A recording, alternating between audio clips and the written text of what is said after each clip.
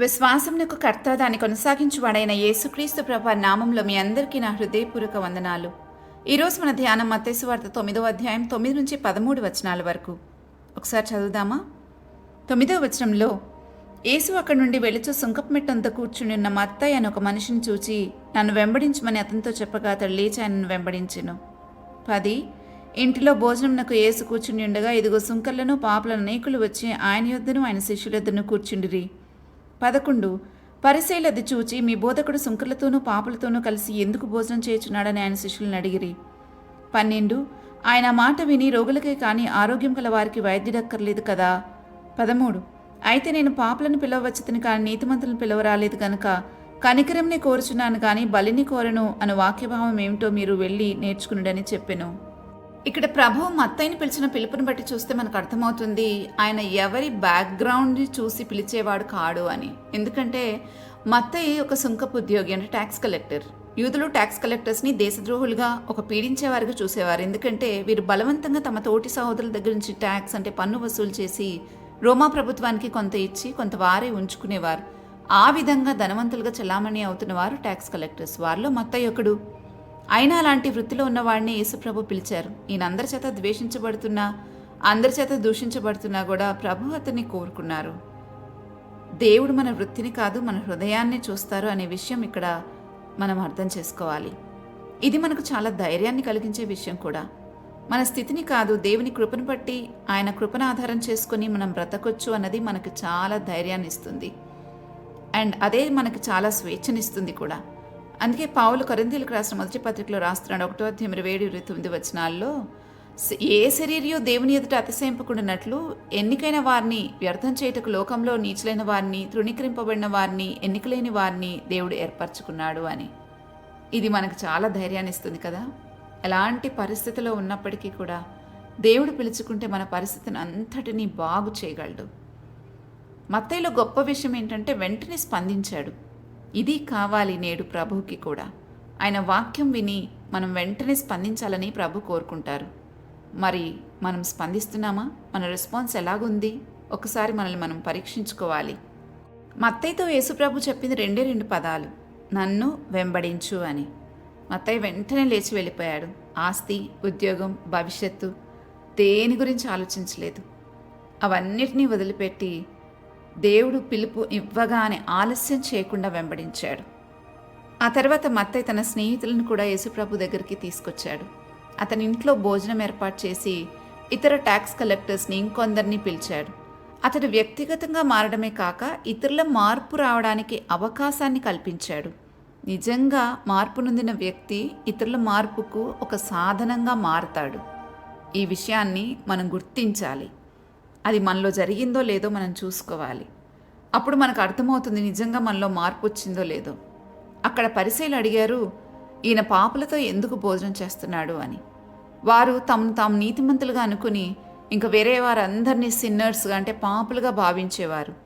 కానీ నిజమైన నీతి మన క్రియల వల్ల కాదు, దేవుని కృప వల్లనే అనే సంగతిని వారు గ్రహించలేదు.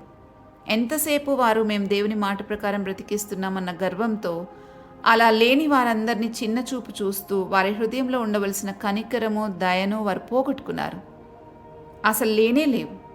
దేవుడు పాపం చేసిన వారిని క్షమించటానికే వచ్చారన్న సంగతిని కూడా వారు గుర్తించలేకపోయారు. అందుకే వారు తీర్పు తీర్చినట్లుగా ప్రతి వారి గురించి మాట్లాడుతూ ఉండేవారు. అందుకే వారు యేసుప్రభు వచ్చిన ఉద్దేశం ఏంటో గమనించలేకపోయారు. ఎందుకంటే అప్పటికే వారి హృదయం అంతా గర్వంతో నిండిపోయింది. వారు తమను తాము తగ్గించుకుని చూడలేదు. ఎవరైనా ఒక వ్యక్తిని అర్థం చేసుకోవాలంటే ముందు మనల్ని మనం తగ్గించుకుంటే తప్ప ఆ వ్యక్తి మనకు అర్థం కారు. కాబట్టి వాళ్ళు గర్వంతో నిండిపోయిన హృదయంతో ప్రభువుని చూస్తూ వాళ్ళు ప్రభు పలికిన ప్రతి మాటను అపార్థం చేసుకుంటున్నారు. ఆయన చేసిన ప్రతి పనిని విమర్శించుకుంటూ వచ్చారు. అయితే వారితో ప్రభు అంటున్నారు, నేను పాపులను పిలవచ్చును కానీ నీతిమంతులను పిలవరాలేదు గనక కనికరమునే కోరుతున్నాను కానీ బలిని కోరను అనే వాక్యభావం ఏంటో మీరు వెళ్ళి నేర్చుకొనుడి అని. ఇంకా ఆరోగ్యం గల వారికి వైద్యుడక్కర్లేదు అని చెప్పారు. ఆయన వచ్చిన కారణం ప్రజలను రక్షించటానికే అనే విషయము అక్కడున్న వారికి స్పష్టంగా అర్థం కాలేదు. ఇదే విషయాన్ని ప్రభు లూకా సువార్త 19వ అధ్యాయం 10వ వచనంలో చాలా చక్కగా ఇంకొక సుంకరి ఇంటికి వెళ్ళినప్పుడు చెప్పారు. ఆయన వచ్చింది నశించిపోయిన దాన్ని వెదకి రక్షించటానికేనని.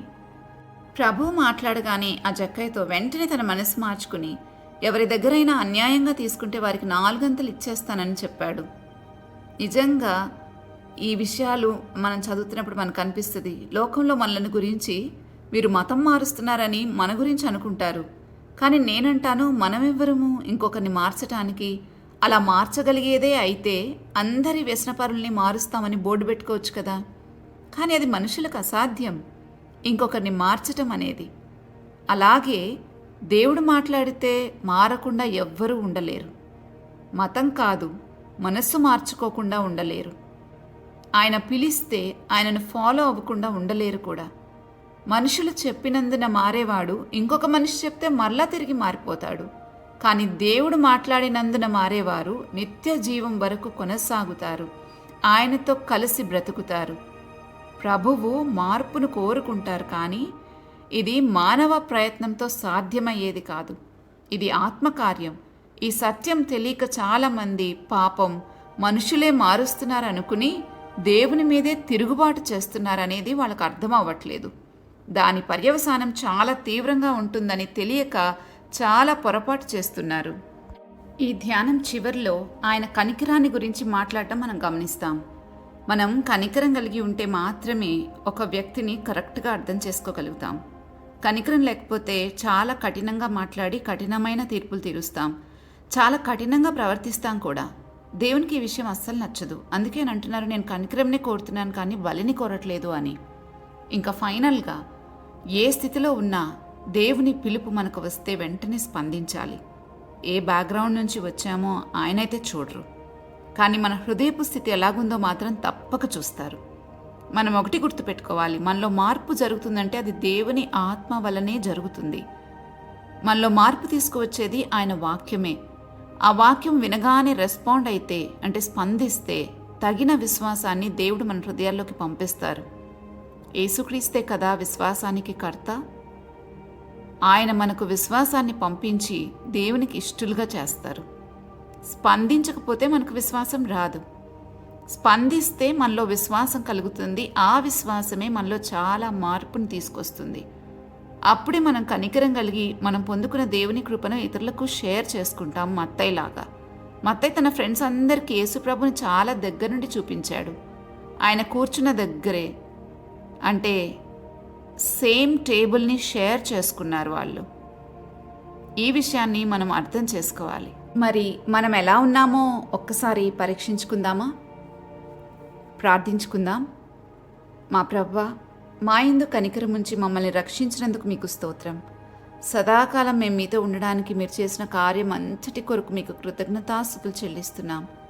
నిత్యము నీ సన్నిధిలో నిర్దోషులుగా బ్రతకడానికి కావలసిన ఏర్పాట్లన్నీ చేశారు. మీ రక్తంతో మమ్మల్ని కడిగి పవిత్రపరిచినందుకు నిన్ను మేము ఎంతగానో స్తుతిస్తున్నాం. మా జీవితాలలో ఇంకా కొదువుగా ఉన్న విషయాల నిమిత్తమై ప్రార్థిస్తున్నాం. ప్రభువా, దయచేసి మాకు సహాయం చేయండి. మా మనస్సులో నుండి ఎప్పుడు దయను సత్యాన్ని పోగొట్టుకోవద్దు. కనికరం కలిగి బ్రతకడానికి సహాయం చేయండి. అవెప్పుడు మా హృదయంలో నివసించేటట్లుగా మాకు ఎంతైనా మీ కృప కావాల్సిందే. కాబట్టి దయచేసి మీ కృపా సహాయం అందించమని వేడుకుంటున్నాం.